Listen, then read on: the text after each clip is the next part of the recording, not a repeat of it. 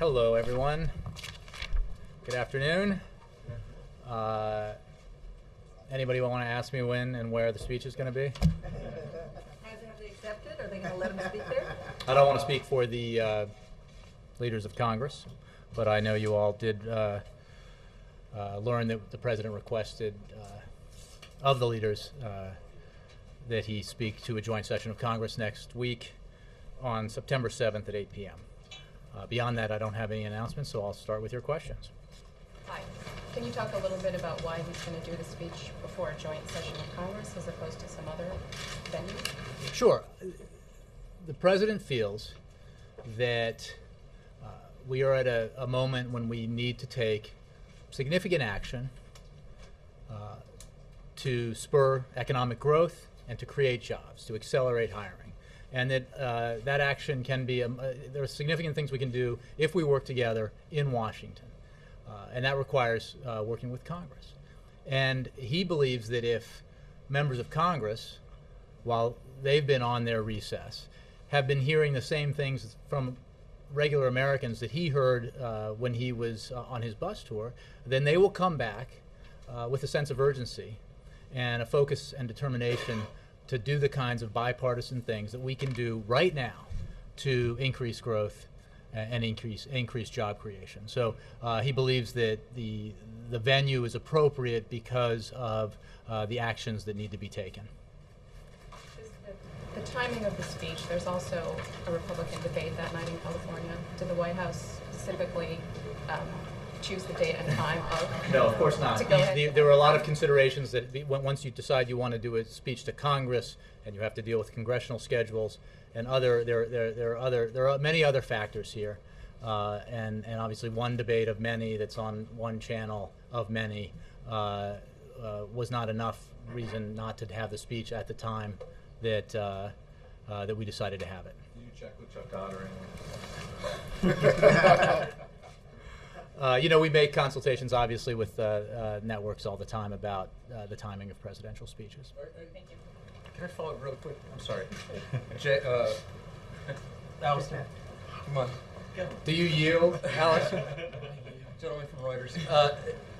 Are you any concern that, as you know, it's at the Reagan facility, any concern of potentially upsetting Nancy Reagan by stepping on this? Look, I think that the sponsors of the debate control the timing of it. They can make a decision based on how they want to handle this. There are many channels, there are many opportunities for the public to hear the president speak, to watch this debate, one of many, and we'll let that sort itself out. Yes. Thank you very much. Two questions on the speech. The President said yesterday in a radio interview that the government could take steps that could spur growth by up to 1.5 percentage points and add 1 million new jobs. Is that an indication of the scale of the proposals he's going to No, lay I think out? if you look at the full quotation, the full context of that comment by the President, he was speaking generally about economic models that economic analysis and models that say that every 1%, roughly, I'm not an economist, but every 1% of growth generally equals TK number of jobs, this many million jobs or 100,000 jobs. So that was not a reference to his proposal. I'll leave the details and the projections of added growth and job creation to the speech itself and to the analysis afterwards. That was more a reference to general economic analysis. Says if you take measures to increase economic growth, it will by this percentage, it will result in this many jobs. Okay, and then secondly, is this a job speech or is it a jobs and deficit speech? Because the President has referenced the importance of bringing down the deficit over time. Is it going to include proposals for the super committee? The President made clear his commitment to present to the so-called super committee, special committee, joint committee in Congress that's going to deal with further deficit and debt reduction, his own specific and detailed proposals. He will do that.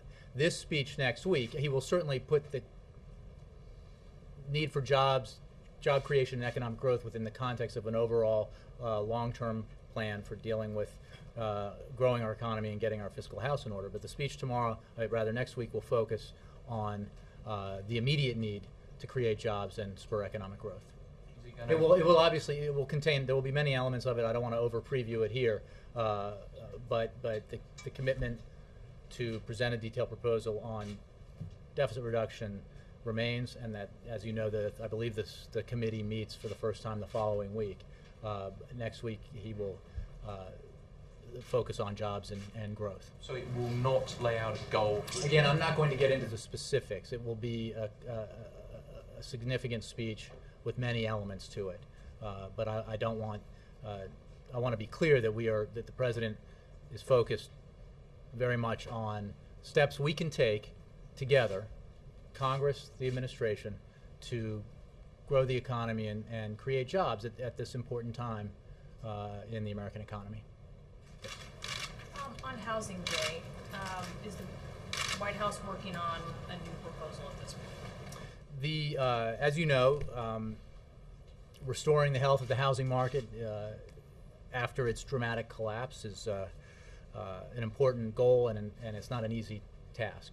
We have been committed since the day this president was sworn into office to taking steps that will help us do that, and we continue to look at new ideas for how to do that. There's many measures that we have taken that resulted in many families being able to stay in their homes, to restructure their mortgages, and to allow themselves to stay in their homes, and we think that's very important, and we'll continue to look at measures. Most recently, over the summer, as you know, the president put forward an initiative of expanded forbearance for unemployed homeowners to allow them to stay in their homes, and he began a process to deal with the excess of foreclosed properties to help stabilize communities and home values, and we continue to look at new ideas. But HAMP and the unemployed underwater and the state's help, I mean, those things are sort of incremental and have, for HAMP especially, have served many fewer people, millions fewer people than the administration initially said they would. How imperative is it from the president's perspective to help those people, millions of people who are underwater on their home loans, to refinance? The president, as I said, continues to be focused on this issue. It's not an easy task. I would note that over 760,000 homeowners have obtained permanent modifications to their mortgages under the HAMP program you referenced, and that on average over the past 6 months, 25,000 to 30,000 more homeowners are obtaining permanent modifications each month. And when you combine that with the assistance provided through HUD and the steps of the private sector, the private sector has taken another 5 million families have been offered modifications between April 2009 and December 2010. And we will continue to look at measures and to take steps that can improve the prospects for homeowners and to allow them to stay in their homes, and including evidence of the fact that we're constantly looking for new ideas on this issue are the two measures that I just referenced. It sounds very decoupled, though, from jobs and deficit reduction. It's something maybe that is a lesser priority than those other things when you look at the timing. I think these are all priorities. The housing challenge that we continue to face is part of the economic challenge that we face. There's no question, and he is focused on that as part of his overall highest priority, which is the economy and jobs. Yes. 9/11 report card being released virtually as we speak. Three of the big concerns it addresses: intel sharing and coordination, particularly at the DNI, explosive detection and communications were three of the big lessons from 9/11 itself, three of the real issues then. Given that we're 10 years later, as we approach that anniversary, what happened? And what is the president doing to address this? I haven't had to spend a lot of time yet on this. I think it was just today it came out. But if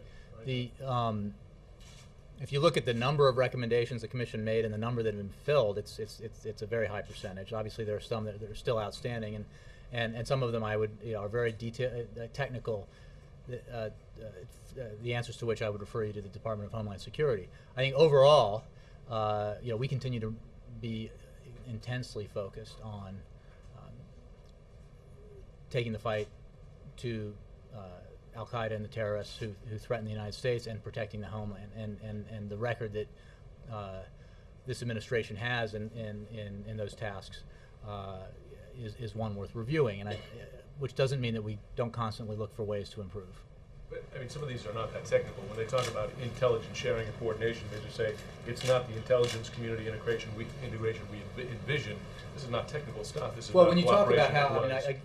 I think that's a broad statement about the setup of DNI and other things, and some of this has to do with the structure and would require congressional actions to change, as I understand it. So, what's your broader question? Can we constantly take measures to improve? There's no doubt that's true. No question, but as you approach this anniversary, just that 3 of the critical issues were ones that were critical 10 years ago. Mm-hmm. We had a sample of tough communication between first responders during the earthquake, right, Mm-hmm. with cell phone lines being inundated.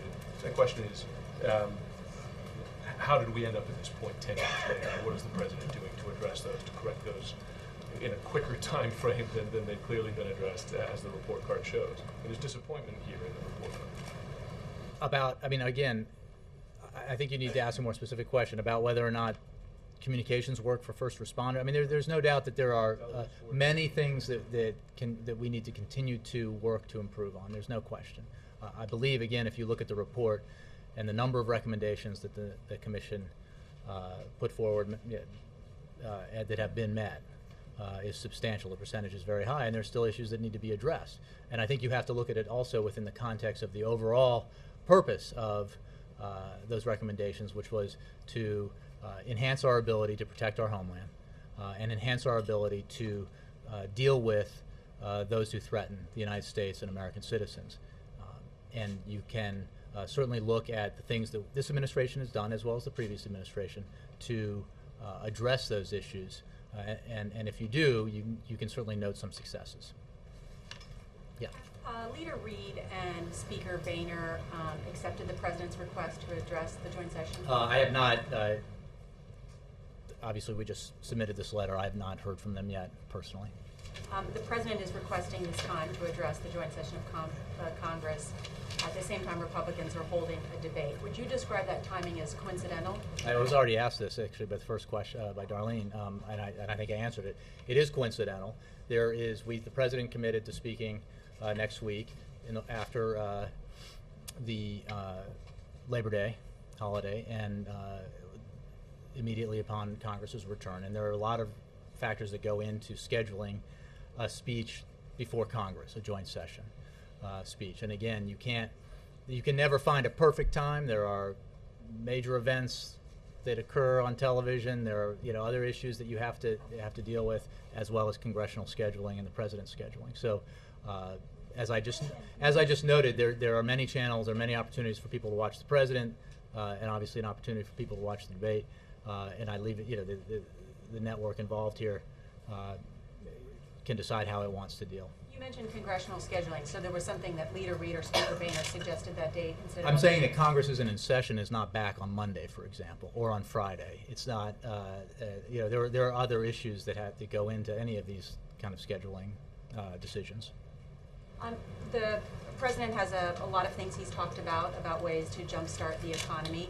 Some of the proposals would cost tens of billions of dollars, hundreds of billions of dollars, like the payroll tax cut.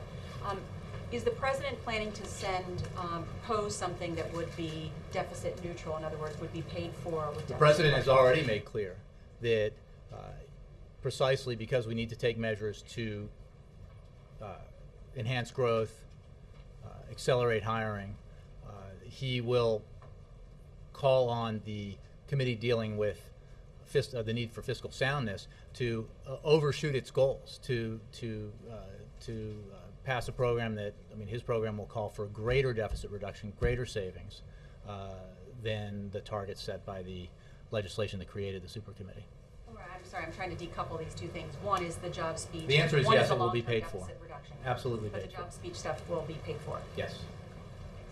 Jay, so given the scheduling, other things in the air on the speech, but is there an added bonus for the White House to step?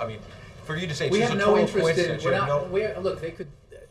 Again, there's one president. There's 20 some odd debates. There's, this is an important moment for our economy. Congress is just coming back. He is addressing an issue that is of great significance to the American people as well as to the Congress. And there are many opportunities for the American people. There's the choice they can make to watch the president, to watch a debate. Debate could be, again, the network could make a decision to alter the timing of the debate by an hour if it's so decided, or the sponsor of the debate. Again, it can't. You know how this works because you work in television. There is no perfect time. I mean, there's not been a time in my short period time in this job where I have called the networks and said, "How about now? Does this time work for the president to speak?" There's always well, it works for two of us, but not the other three of us. So I understand we also work in a political world where Sure. it's not like this White House doesn't know that the Republicans are trying to trump the president that night. So that didn't play a factor at all. It did not. I can honestly tell you, and again, the president. This is about the president addressing the American economy, the need to grow the economy, the need to create jobs. This is the right time to do it, the right day to do it, given all the other considerations. So that's why we asked for it. And on the economy and jobs, you say in the speech you want to talk about bipartisan proposals, things that Republicans could support. It seems like he started the ball rolling today with the highway jobs. But we heard the same talk from the president in January of 2009 with the stimulus, shovel-ready projects. This was going to create a lot of jobs. They didn't pan out. So what's really new about this? Let me distinguish. Why would the American people be confident that the jobs are going to be created? Well, Ed, I know that you know the history better than that every independent economist attests to the fact that the Recovery Act added 3 million jobs, I believe, to the economy, created or saved 3 million. I'm not saying it did not create jobs. I'm just saying it didn't create as many as you said. The president, I understand it's a political issue that some folks are arguing that it didn't do enough. Obviously, others on the other side argue that it should have been bigger and could have done more. What is an indisputable fact is that the hole created by the recession that this president took office during was 8 million jobs large. That is a fact. That the recession that was in full bloom, if you will, when the president took office, ended up costing the American economy 8 million jobs. 8 million Americans lost their job because of that recession, and that is the economic environment in which this president took office and began to take measures to address that problem. And the measures he's taken have working with Congress, has resulted in, again, over 2 million private sector jobs being created, economic growth as opposed to economic contraction. Recovery is not happening fast enough. Job creation is not happening fast enough. That is why he will address the American people and the Congress next week to talk about measures that we can take together to do right now to enhance growth and job creation. I guess I'm referring less to, I know Republicans have been saying, since even before the stimulus passed, that they didn't think it was going to do enough. They've made that argument over and over again. But the president himself a couple months ago said shovel-ready didn't turn out to be so shovel-ready. So put aside the Republican, the president himself has acknowledged publicly that it didn't create as many jobs. When the president spoke today with the CEO, the COO of the Chamber of Commerce, and the head of the AFL-CIO by his side, as well as many others, he was referring to a clean extension of the surface transportation bill, the highway bill, if you will, that has had broad bipartisan support for years, that has been extended without issue 7 times in the last 2 years, and that the failure to do that could potentially jeopardize up to 1 million American jobs. That is separate from the jobs and growth proposals he'll put forward next week, and has nothing to do with whether or not projects are ready to build. This is a program that has been in place for years, that has been supported by Democratic and Republican presidents, Democratic and Republican Congresses. The reason why the president came out today to talk about it is that, unfortunately, we do not live in the kind of political environment that we used to, where you cannot take for granted that things that had bipartisan support will have it going forward. And you cannot take for granted, after we went through the debt ceiling debate, where some members of Congress seem willing to threaten the American economy and the global economy to make a political point. You can't take anything for granted. So the president went out today to say, look, Congress has to do this. We should not create any more self-inflicted wounds. We certainly have to take action to grow the economy and create jobs, and we absolutely must not take action that will result in the loss of jobs. We saw this in the FAA thing. It was a wholly unnecessary self-inflicted wound. that resulted for a time period in people losing their jobs and not getting a paycheck. That brings up a question. FEMA funding, highway bill, FAA, normally things that are popular in Congress, or relatively non-controversial anyway. The president told Tom Joyner yesterday he's going to communicate with the American people, and he wants the next election to be a referendum on a Republican Congress as opposed to a referendum on his presidency, I assume. Is this an effort to venue probably the most conspicuous of all venues in prime time to sort of go big and put Republicans in a very public box on this? As I said, I believe the other day, and again yesterday on Air Force One when we were flying to Minneapolis, the president's goal is for Congress to act and act quickly to pass the proposals he will put forward next week. And there, again, if we in normal times, the proposals he puts forward next week would gain substantial, broad bipartisan support, especially in an economic situation like we face now.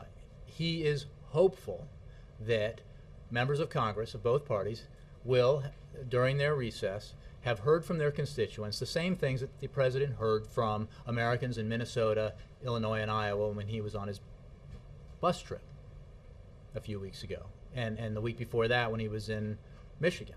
The American people, Republicans, Democrats, Independents, are fed up with the kind of political posturing and gamesmanship that used to just result in gridlock and was perceived to be incompetent, but proved itself during the debt ceiling debate to be dangerous. They did harm to the American economy and therefore did harm to average Americans. We can't have that. We can't afford it. And the president believes that members of Congress will come back having heard from their constituents and will understand the need to take action, sensible action, to grow the economy and create jobs. Since I jumped the line on. You yield to the Wall Street Journal. Will the president include an estimate of how many jobs his plan will create or what sort of growth it might produce when he lays out his proposal? We'll see. Is that something that you guys The think president- is important to The attach president to a will, proposal like that? I can just say generally, without getting into the specifics of a speech that will not be delivered for another week, that the president is confident that outside economic analysts will judge his proposals to be beneficial to the economy and beneficial to job creation. And they will make those measurements. As far as what projections we make, that remains to be seen. But we are absolutely confident the kinds of proposals the president will make will be judged by reputable, nonpartisan, independent economic analysts to be pro-growth, pro-job creation. Considering the weight that the housing market has on the economy, is he going to offer any new proposals for the housing market? I was just asked this question, and again, the president believes that and understands that the challenges facing the housing market after its collapse remain, and that we will continue to take steps, as we've taken since the beginning of this administration, to try to alleviate that, to help homeowners stay in their homes, and we are constantly evaluating and new ideas and taking action as he has just this summer with the two programs I mentioned. And by constantly, I mean not just in the past, but going forward. Just one more thing on the debate. Would the president prefer, would he like that the organizers move it up so that it doesn't coincide with his speech? Again, we're not going to get into the scheduling for sponsors of debates or television. We, given the options we had, the fact that we believe that it is the right venue and the right time to speak for this kind of a speech, we asked for the time that we asked for. The reason why I ask is because we would be you perfectly hear him talk happy a lot to about have the democracy and the importance of the American political Absolutely, process, and we and a would be debate happy. like this is an important piece of that process. Sure. And so I'm just wondering, is he at all concerned that by him delivering his speech at the same time as this debate, that he's As somehow his depriving press Americans of an secretary opportunity and to somebody get an involved in his educated communications, opinion on these candidates. putting aside what else, whatever the competing opportunities on television are, whether it's the the wildlife channel or the cooking channel, or political. But I wish that I could say that just Are you comparing the Republicans to maybe the wildlife channel, but the what I mean is that. Would it were so that I could be sure simply by having the President of the United States speak at a certain hour that every American who's watching TV would be watching him. I wish that were the case. Certainly a substantial number of Americans will. I would personally, and I'm sure the President feels the same way, welcome if the sponsors so chose and the candidates so chose to adjust the timing of their debate so that it didn't conflict. That would be completely fine with us in the spirit of democracy and that. But again, I think that we live in such a world of choices in terms of getting information and watching media that there'll be ample opportunity for Americans to hear and see the president, ample opportunity for Americans to hear and see candidates for office. And so we'll just carry forward with our plan. Jay, just a quick follow-up. Jay, you and the Mayor.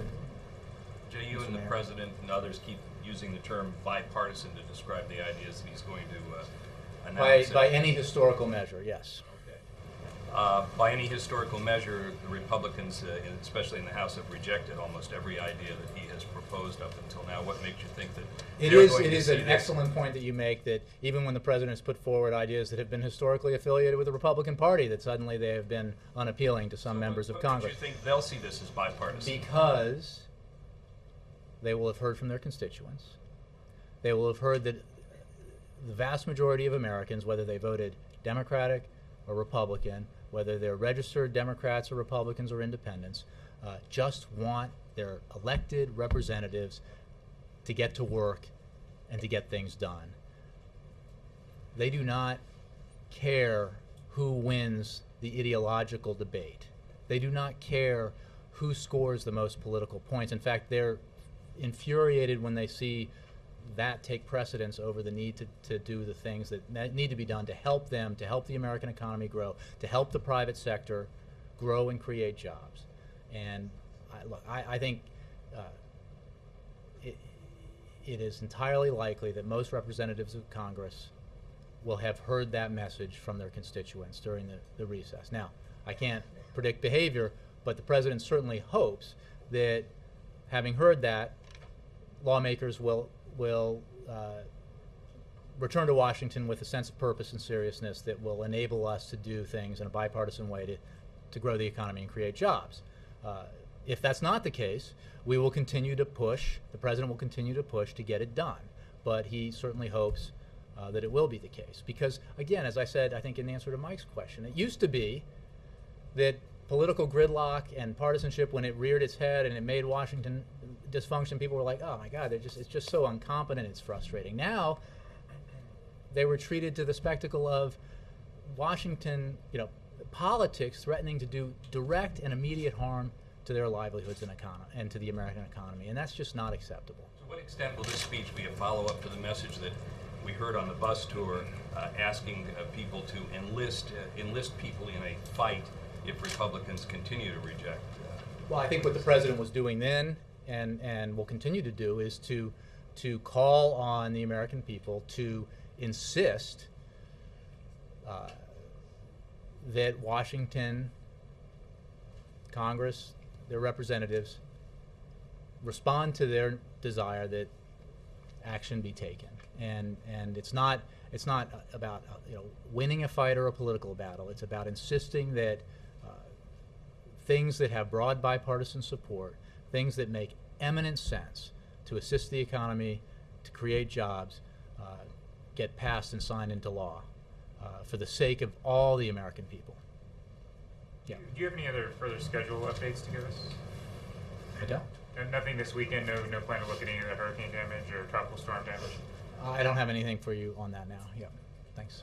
Jay, I'm just a little confused between the disconnection between the deficit part of this, which you say he's going to give his ideas to the super committee at some other time, and this job speech.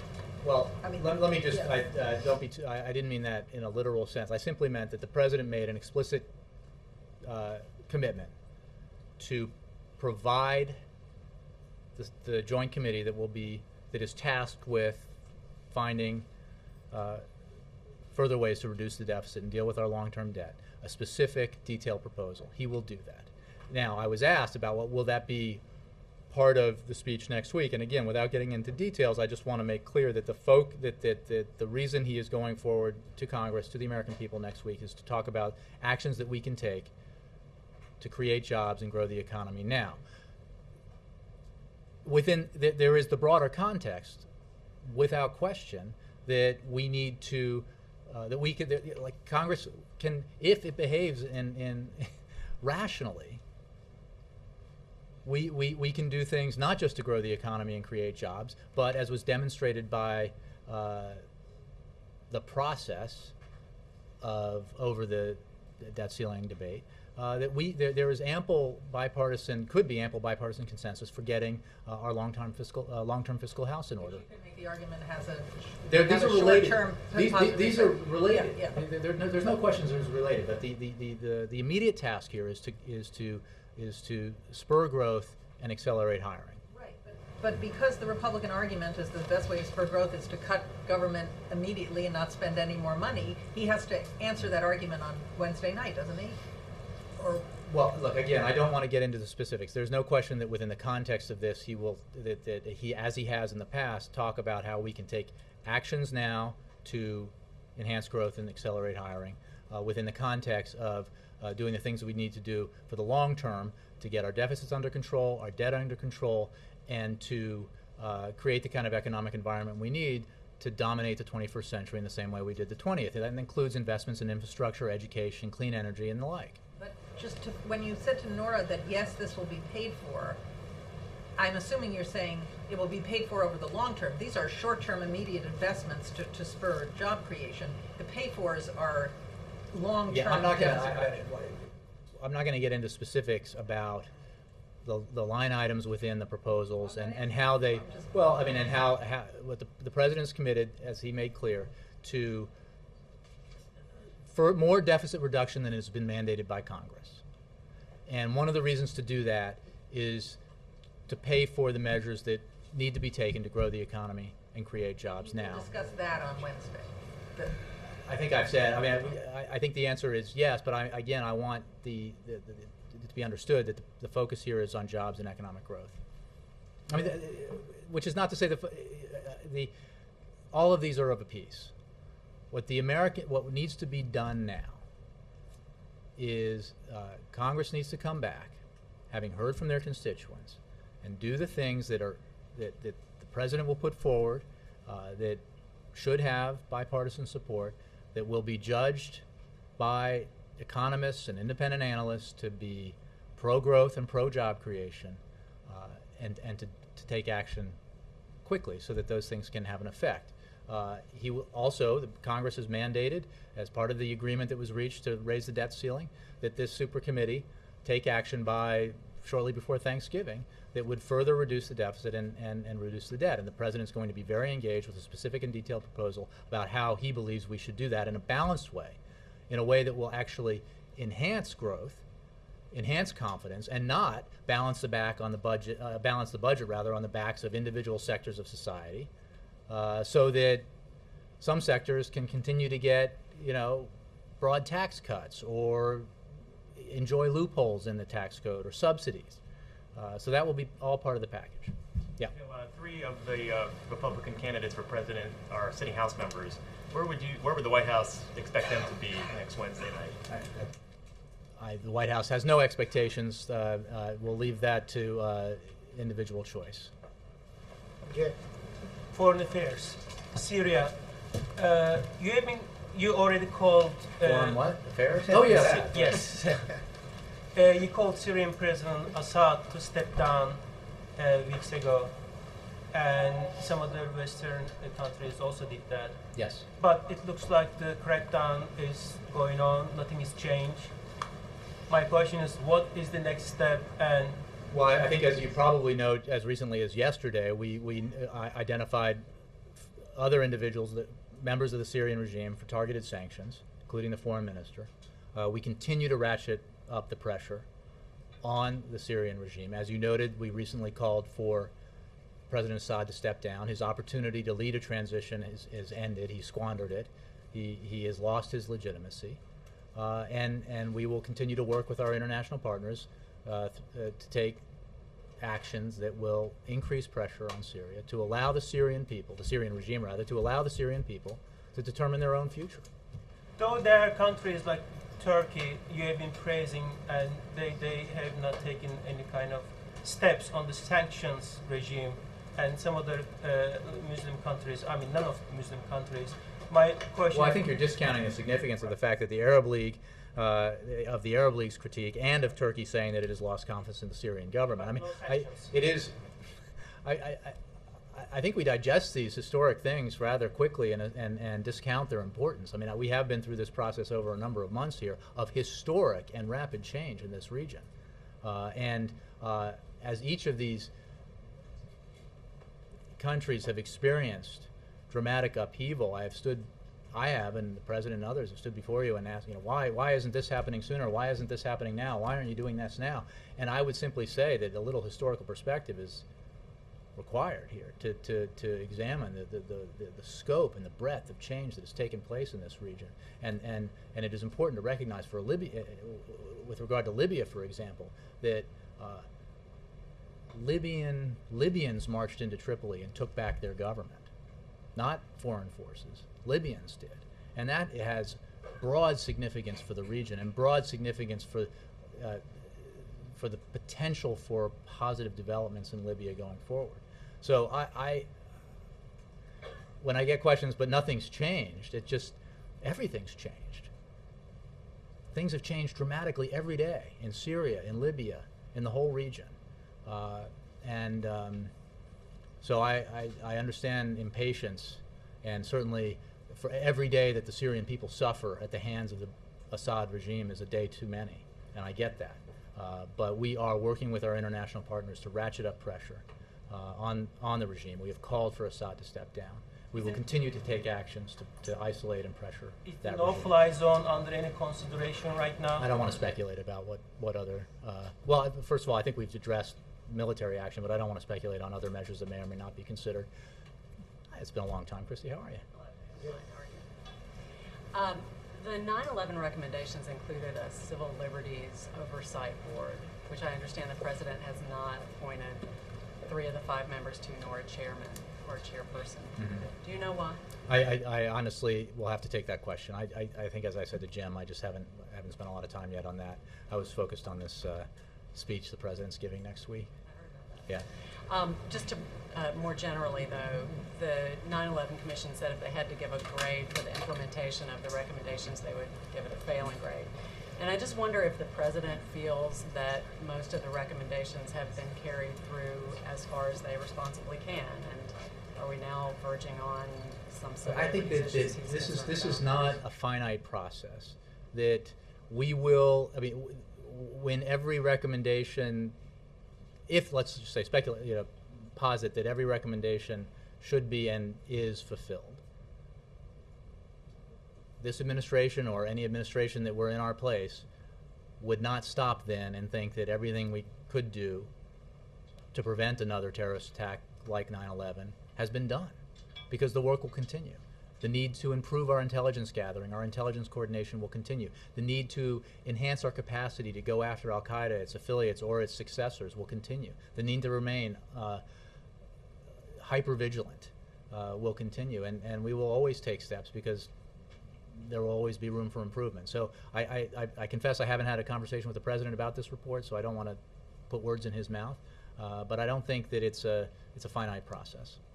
Glenn. Jay, 2 questions about the speech. The media sponsors for the debate are big boys, and they can sort of take care of themselves on this.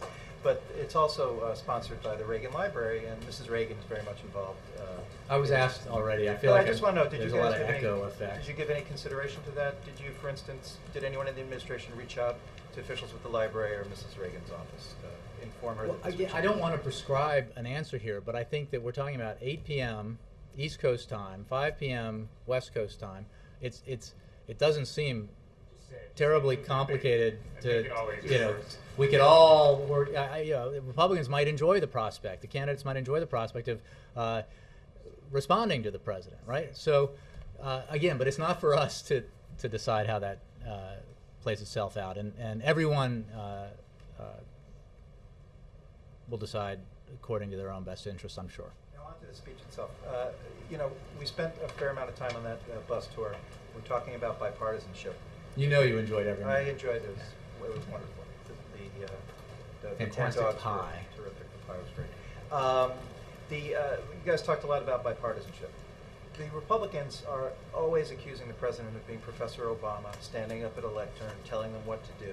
How does this particularly move this process along of actually getting a negotiated deal? He will put forward specific proposals that can be acted on by Congress. That way, Congress legislates, right? They take legislation, they debate it, they work on it, they pass it, and it gets signed into law. I mean, this is the way the system has worked since its creation. So, but we've also had presidents who have negotiated more directly and had a better working relationship with members of Congress. Not in my time. Has the president spent any over this summer period? Has the president reached out to any of the leadership? Is there any attempt to sort of build these private bridges as opposed to having these large public events? Glenn, as you know, and as you exhaustively covered, and everyone here, and as the American people witnessed and probably grew exceedingly tired of, the president spent an inordinate amount of time with the leaders of Congress earlier this summer in telephone conversations and private meetings and meetings that you all were brought into at the top of or bottom of. I don't think the American people, or for that matter, members of Congress, are looking for more quality time with the president or anyone else. They want things done. The president will put forward proposals that should, and in a normal world, have broad support. And he hopes that they will once he puts them forward next week. And Congress will act because the American people want Washington to work, and they're fed up with Washington not working. And when it becomes a question of harm as opposed to incompetence, it's even more frustrating. Alexis, and then John. Alexis. Jay, as the president's considered the options for the jobs initiatives that the advisors have gone over with him, can you describe how he has weighed what job creation could be available immediately, if that's the imperative? And I'm thinking in terms of what he learned from the not enough shovel-ready jobs. In other words, he's not talking about jobs in 2014, he wants them now. Well, I think it's fair to say that we want action to be taken soon, so that because those actions will have a direct and quick effect on economic growth and job creation. You know, the slowing of our recovery, the slowing of job creation needs to be addressed now. So yes, we're interested in measures that would have quick effect. So but he applied that template when he was weighing them, right? Well, I think the whole economic team was looking for, led by the president, was looking for, has been examining proposals, listening to ideas from outside, people that the president has met with and spoken with, as well as members of his team, that are effective, that, again, judged by independent outside economists and analysts, will be judged pro-growth and pro-job creation, and will take effect quickly because the need is now. But within the context of his overall vision that he has discussed frequently about the need to make wise, even as we get our fiscal house in order, to make one of the reasons why you need to take a balanced approach to deficit reduction is so that the burden of it is fairly shared, but also to allow for the kinds of investments in innovation and infrastructure and education that will ensure that we grow economically not just next year or the year after, but into the next decade and beyond. That's part of his overall vision, because that's why we need to dominate the industries of the future, the innovative industries of the future. That's why we need to educate, to take measures to invest in education, because education is directly related to your capacity to compete globally. I mean, the Chinese, the Germans, nobody else is waiting around to win this competition. So we have to move quickly in concert with Congress to do the things necessary to assure that America remains the most powerful economy in the world. So if Congress worked with him to enact legislation this fall, We'd be very happy. Could he credibly make the case that Americans could see jobs before the end of the year? That it would Again, I don't spur want jobs? to. I think it obviously depends on how quickly Congress acts, what the specifics of the legislative proposals are, and how they get implemented. But I do say yes to your question, which is was the focus here on proposals that would take effect quickly? Yes. Wait, John, and then yeah. Just to clarify on Glenn's question, are you realizing what happened earlier in the summer? Are you saying that there has not been private consultation with Republican leaders over the most recent recess on the president's expectation for what will happen after Congress gets back? That's A. And B, do you envision the timeline for Congress to respond to the president to be the same one that the special committee is working off of? That is, it goes through Thanksgiving and then action in December? That's on the deficit. That's on the deficit reduction. Correct, yeah. correct. Do you see that I same pleasantly timeline believe for we can jobs? visit. Or No, the Congress should on measures that can be taken that should have bipartisan support that could grow the economy and create jobs. Congress could and should act quickly and should not wait until Thanksgiving or what Christmas. do you think is the realistic window for Congress either to act or not act on this? I'll leave that to you to decide or to analyze. We again, I think it goes back to questions I took in the beginning. It depends on the disposition of lawmakers as they return from their recess and what they heard from their constituents and the kind of imperative they're operating under when they get back and what their priorities are. And on Glenn's point, no additional, beyond what happened before the break, no additional private consultation? The with president is, members? well, you called them private consultations, so if I talked about them, they wouldn't be private, right? So the president is in conversation with leaders of Congress frequently, or has been, again, broadly speaking over the last weeks and months. I'm not going to get into specific conversations he has had about these proposals that he's putting together, except to say that, as I did, I believe, the other day, that he's consulted with folks outside of the administration as well, obviously, as with his economic team. I think I just was called to a conclusion here. Thanks.